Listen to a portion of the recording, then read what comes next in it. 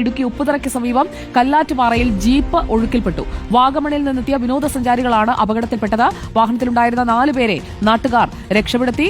രാഹുൽ സുരേഷ് നമുക്കൊപ്പം. രാഹുൽ സുരേഷ്, വിനോദസഞ്ചാരത്തിനായി കൊണ്ടുവന്ന ജീപ്പാണോ? എന്താണ് സംഭവിച്ചത്?